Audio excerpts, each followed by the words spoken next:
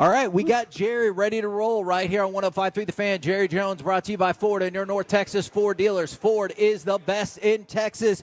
Jerry Jones, good morning, sir.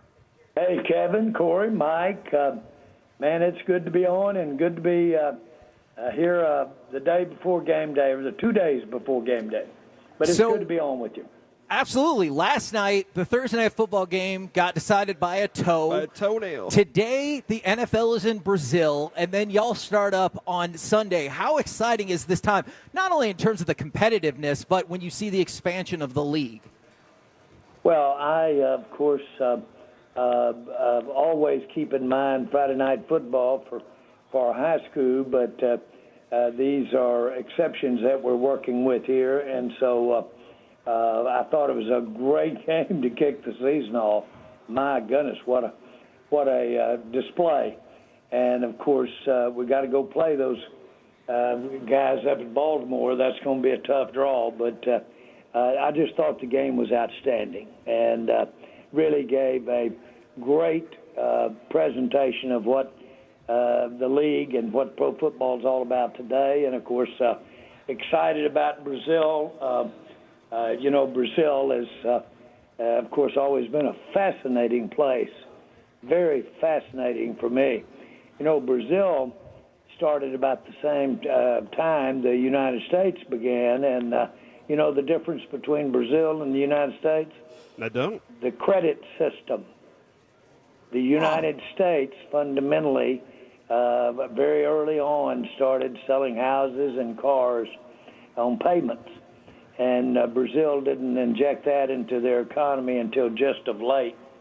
And I've always thought that was an interesting difference between the two. Brazil has such a great country by size and population and really about similar makeup to the United States. But we have always done so much better than they have, and it has everything to do with Hamilton and that group and our credit system.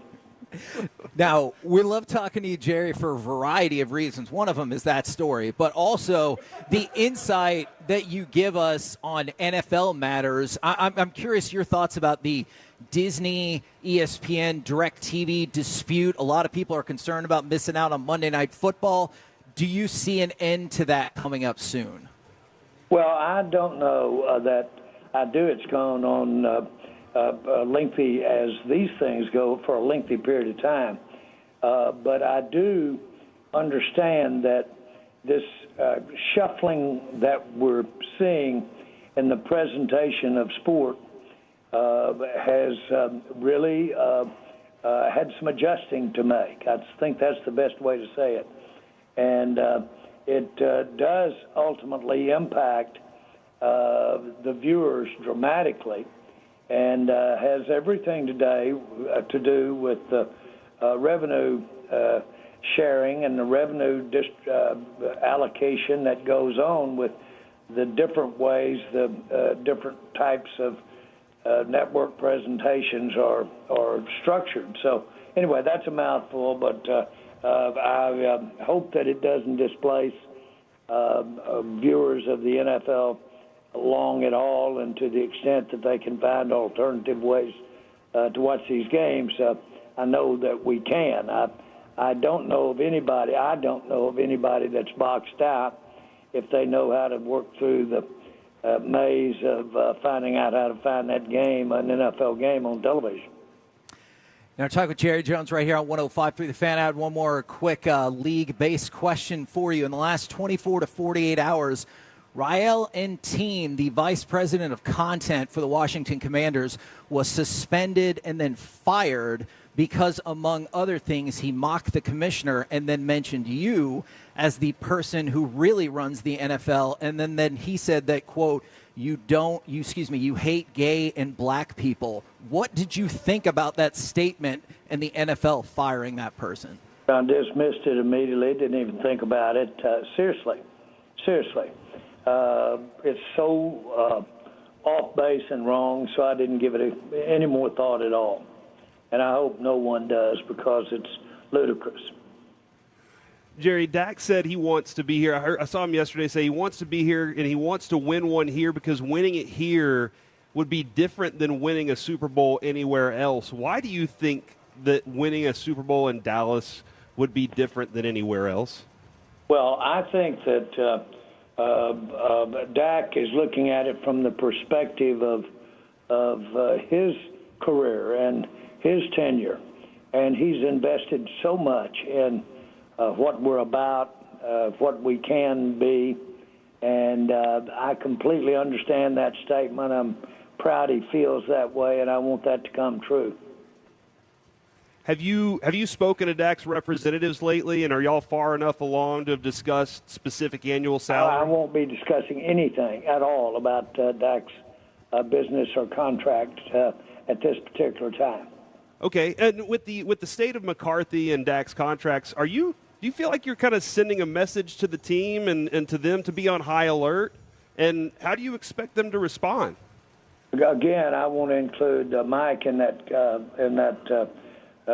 little, I guess you call it, point I'm making is I don't think any good purpose can be for discussing those agreements. And I will say this, I couldn't be more satisfied with either one of them at all. And so that's not the issue. Jerry, last night you had the new kickoff rule take effect in the first ever game, and both teams decided just kick it out of the end zone and let them have it at the 30.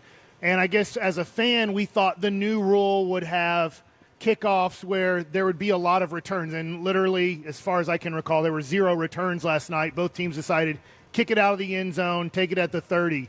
Do you feel like most every team's just going to do that? Even though it looks weird and we were looking forward to it, it's just going to be like, just you got a big leg, make them take it at the 30. That's a fair question since that was what we saw last night. I think there will be a lot more in-play kickoffs, let's put it like that, where you've got the tackling and the return part of it. But that sure last night was the case. It's a weapon. It's a way to have some offense on kickoff that was not there in my view, and but that I don't believe will be the case. It could be the majority of the case, but strategically, it allows you, if you choose to basically on either side of the ball create some game that involves both defense and offense. So let's see how this thing plays out. But that certainly, though, was notable that we didn't get a ball in play during the kickoff.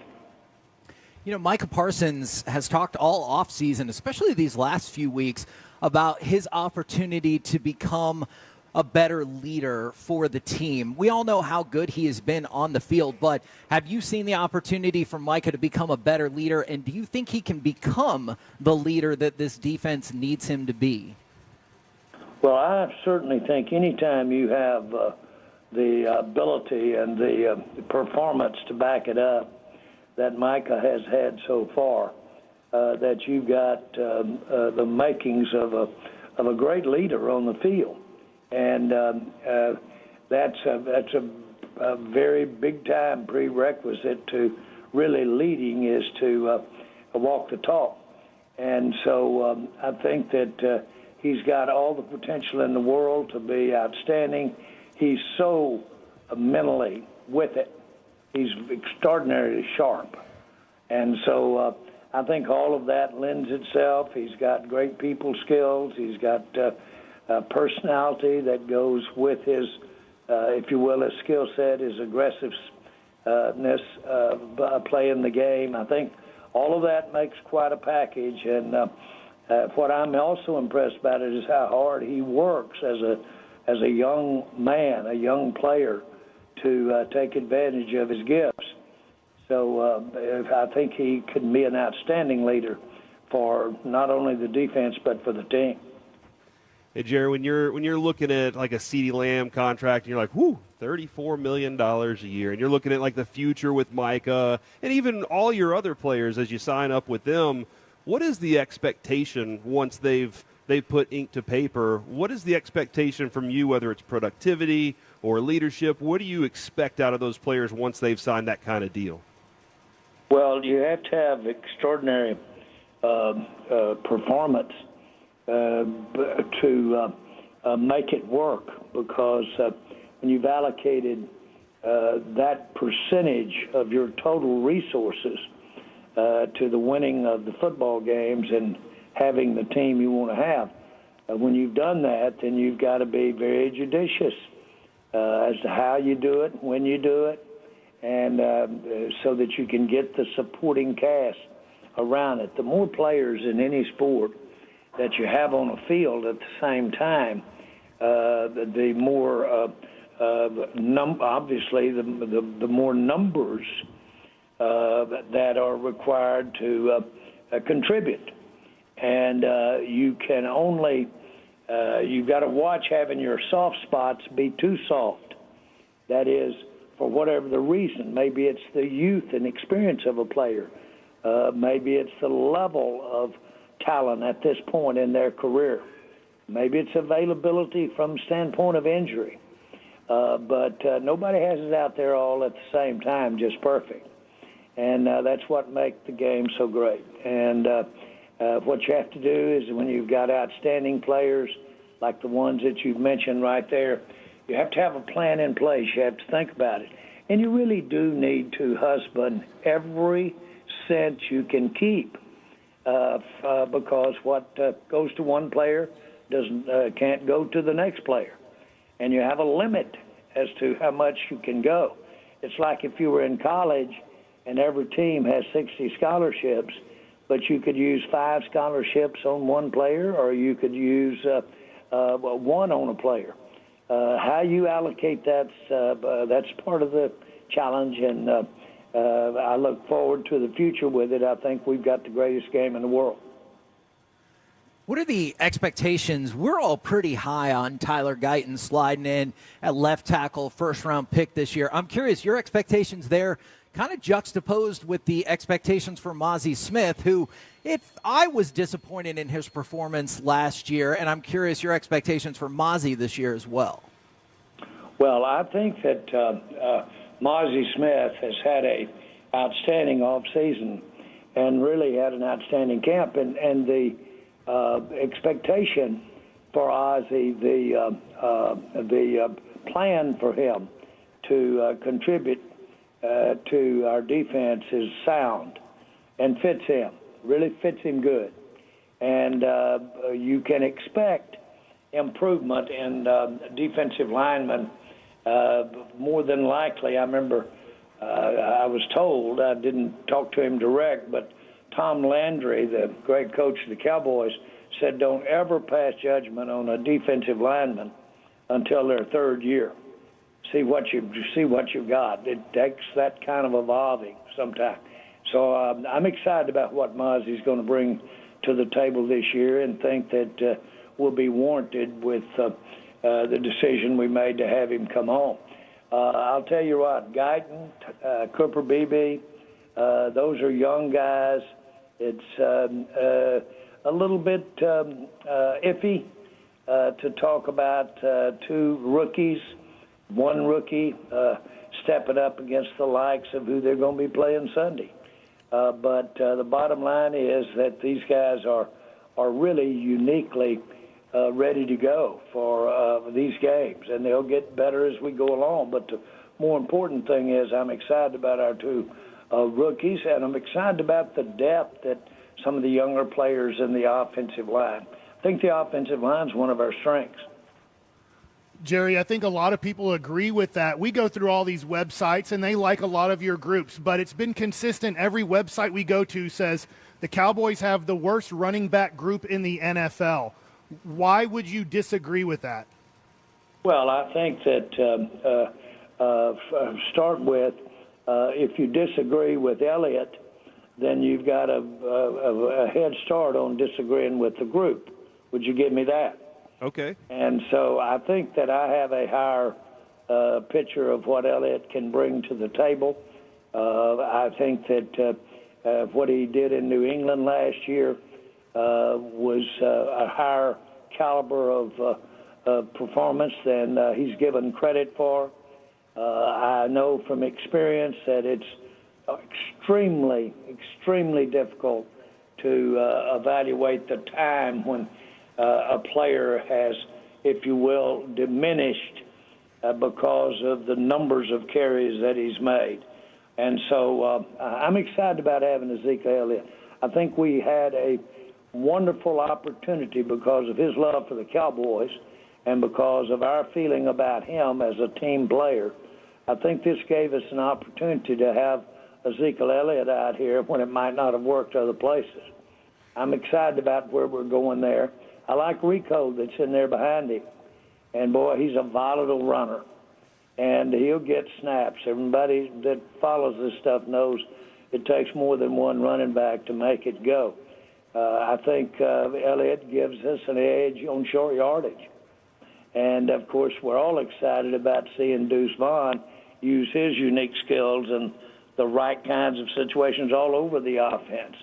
Don't cut out, though, our fullback, Hunter Lupka. I'm telling you, he's a football player, and he can run the ball, too. All right, Jerry, before we let you go here, we are on tour again. We'll be out every Friday as we do these conversations with you, courtesy of Miller Lite for sending us out and about. All of our Tolos are sitting here hanging out, and how many individual Miller Lite should each one of our Tolos be drinking throughout the day? Well, I'll tell you this. You've got to have one to start the morning before you brush your teeth. Yep. And then certainly you need one for breakfast. And That's what I want got to be one mid-morning bracer. And then it's real good to be ready to go with that big lunch and go from there. Now, we're smiling. I know this. You've got the most valuable player sitting there when it comes to beer and comes to a partner of the Dallas Cowboys. We've never had another beverage, alcoholic beverage. We've never had another beer that have associated with the Dallas Cowboys. So we're excited about Miller being out there with you today. And we're all excited about the season. Thank you very much for the time, good sir. We'll catch up with you again next Friday. Thanks, guys. Talk to you later. Bye. There you go.